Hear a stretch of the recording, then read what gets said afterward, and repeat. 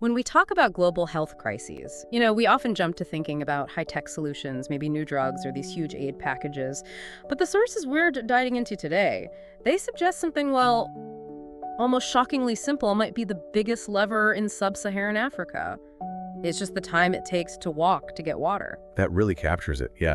This deep dive, it pulls together findings from a really large research project. We're talking 26 countries across sub-Saharan Africa. Yeah.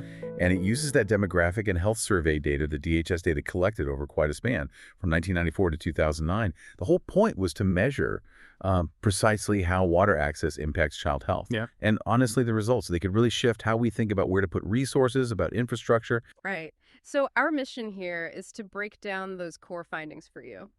We'll look at two ideas that sound similar but are actually quite different. General water availability in an area versus the actual physical distance someone has to walk to get it.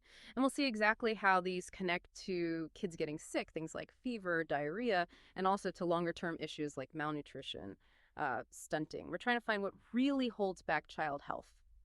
Okay, let's get into the how, the methodology. Because the details here are key, aren't they? They didn't just say, is there water nearby? They used two specific measures. What were they and why use both? I mean, why look at the first one if the second turned out to be the game changer? The first was freshwater runoff, FFR. Why even track that? Did they think maybe just the sheer amount of water in the environment would be the main thing? That's a really good question. And yeah, intuitively, you might expect that. The researchers knew that water 50 kilometers away doesn't help a family directly, but they needed some kind of baseline measure for the overall water supply in a region. So first, they measured freshwater runoff, or FFR. That was their way of gauging general water availability using climate models, looking within a 50-kilometer radius. It tells you basically, does the water even exist in that broader area? Okay, got it. So that's the big picture ecological supply number. Exactly. But the second variable, and this is the one that really told the story, was walk time. They called it time. And that's simply the reported one-way walk time to the household's main source of drinking water. This captures the reality on the ground, the pipes, the wells, or lack thereof.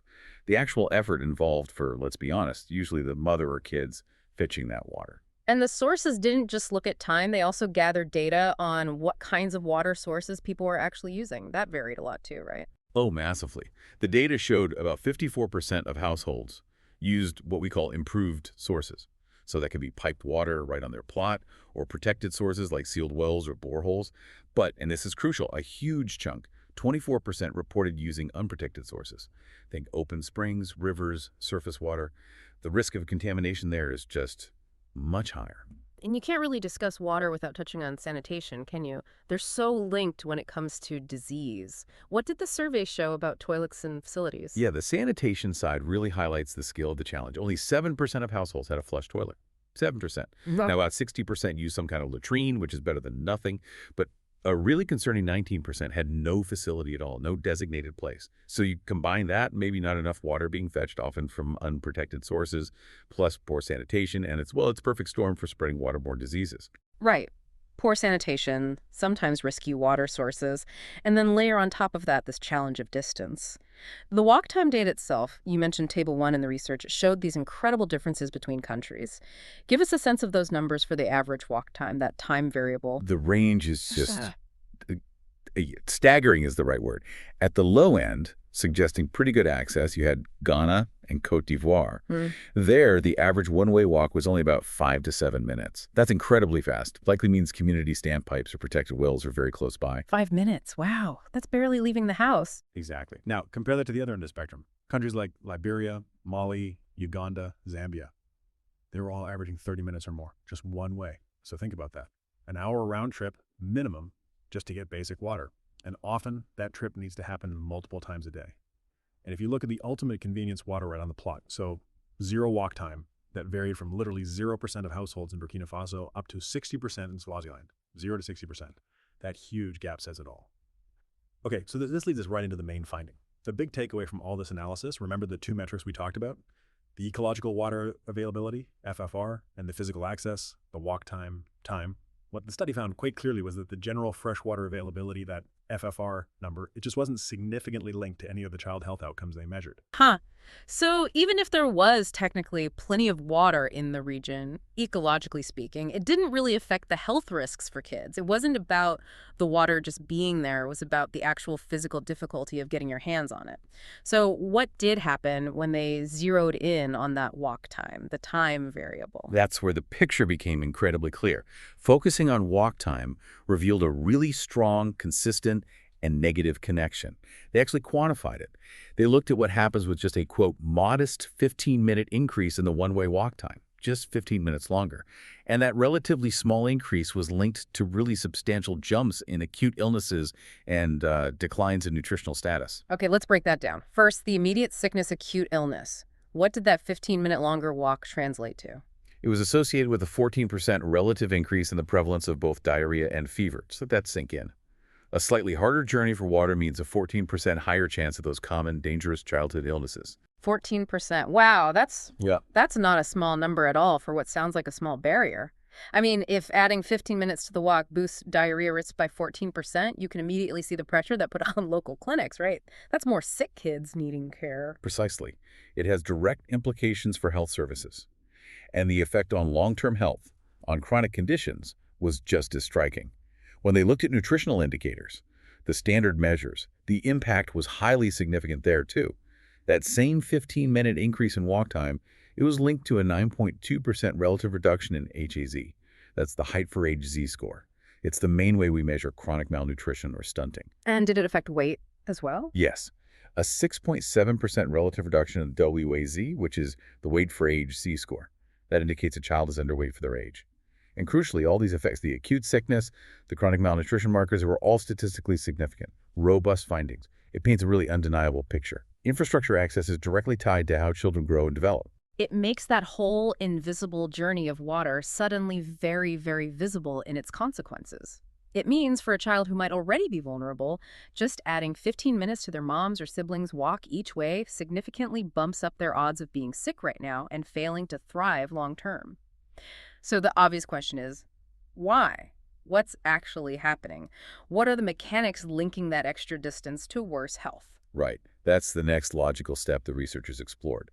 And they identified three main ways that longer fetching times hurt child health. It mostly comes down to how it impacts hygiene. Okay, what's the first mechanism? Reduced water volume. Pretty straightforward, really. When getting water is harder, it takes more time, more physical effort. Households simply collect less of it overall. Less water to drink, less for cooking, and, this is key, less water available per person for basic hygiene each day. Which naturally leads into the second point, I imagine.